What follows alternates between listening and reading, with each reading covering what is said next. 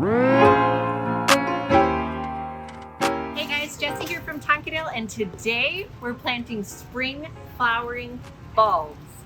Spring flowering bulbs are so exciting and a very important part of your garden because they're one of the first things to come up when spring finally sprungs. Anyway, you plant spring flowering bulbs in the fall because they need that long winter's nap underground in order to set roots and be ready to go for the next season. So a bulb is an underground storage unit. Inside of a bulb is everything that plant needs to grow. A bulb is actually a modified stem. So the scales you see on an onion bulb, those are actually leaves. And right in the middle, that's a bud. So it's pretty cool. It's this compact plant in this little package of energy, ready to surprise and delight you when the sun finally shines again. Now, the types of bulbs that we plant in the fall include tulips, daffodils, one of my favorites, alliums, things like muscari, and even snowdrops or galanthus. Some bulbs naturalize, which means they'll multiply and spread. So those are your smaller bulbs or minor bulbs. Larger bulbs like alliums and tulips stay in place. Now that we know the bulbs are here, let's head over to my house and get planting. Okay, we're here in my home garden. It's actually the next day. The weather's changed a little bit. We're going in between raindrops, but it's a great day to plant. Earlier this week, I cleared out a lot of the annual plants that weren't looking so hot and cut down some perennials that just needed to take a break. It's time for them to time it out and prepare for next year. And I'm here with my cute puppy Zinnia. She's getting so big and she's gonna help me plant some bulbs. Aren't ya?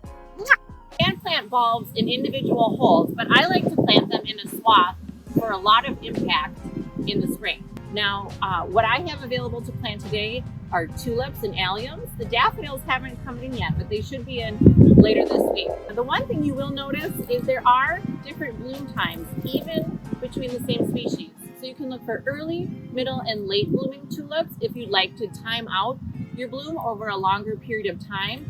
Or if you want one big show, make sure you get all varieties of tulips that bloom at a similar time. I selected kind of just a random assortment of colors that I like. Hey, no, you can't eat those. Oh. We have someone very interested in the bulb bag. Those are not for Zinnies. No. Okay, so I selected Pretty Princess, this double orange, which is an early variety, and then a white tulip. So together, these three are gonna look amazing. And then kind of in the back of the garden, I'm gonna plant alliums. And the neighborhood always loves my alliums. They come up on big, long stalks and have big, huge globes of flower heads. Early to middle of spring, and they last and last and last.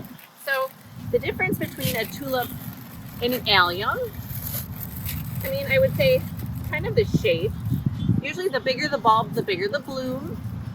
Now, most bulbs have kind of a point on the top and a flat area on the bottom. Now, you're always going to want to plant the pointy side up. General rule of thumb is to plant bulbs twice the depth of their height. I like to plant my bulbs, like I said, in a big swath, so I have a lot of color all at once. So let's get digging.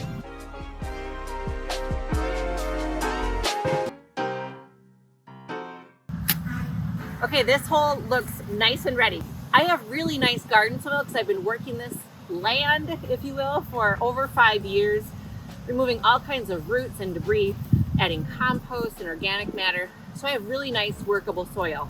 If you don't have workable soil, you might consider adding a bag of compost to add some nice organic matter to your soil in the fall while you're planting your bulbs. You get two things done at once. All right, this hole is probably about 20 inches in diameter. And you can plant your bulbs pretty close together.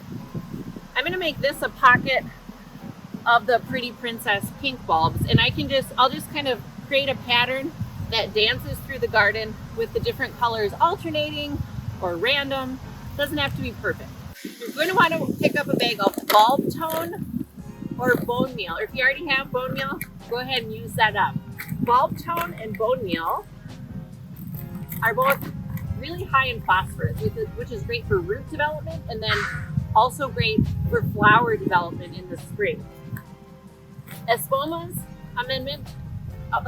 Garden Amendment products also contain mycorrhizae. Remember that beneficial fungus that kind of colonizes the roots and creates greater surface area for nutrient absorption and water uptake.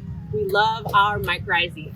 So let's just get in here and give a little sprinkle. There are directions, but I feel like that's definitely adequate. Kind of mix that in. And then I can arrange my bulbs.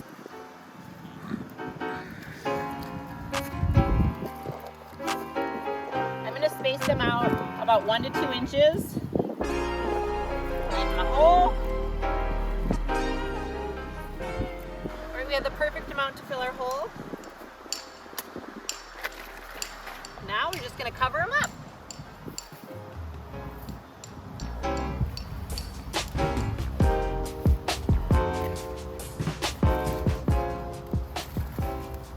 Digging in your gardens, one thing you might want to consider doing this fall after you've planted your bulbs is sprinkling some repellent granules in the garden. I just have the concentrate here to show you today, but the liquid fence deer and rabbit repellent does come in a granular formulation, and you're just going to come in here and sprinkle it over to the top to keep all of your furry friends out of the garden.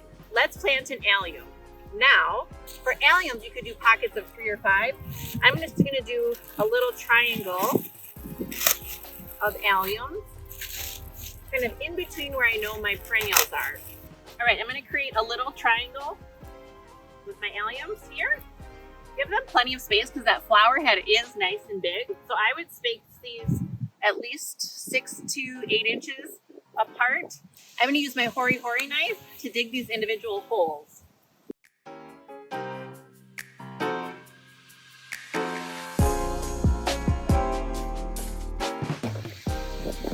All right, our holes are dug. Let's give it a little bulb tone. Woot, woot, woot. Good thing the wind's going that way. And let's just snuggle them up. Again, flat side down.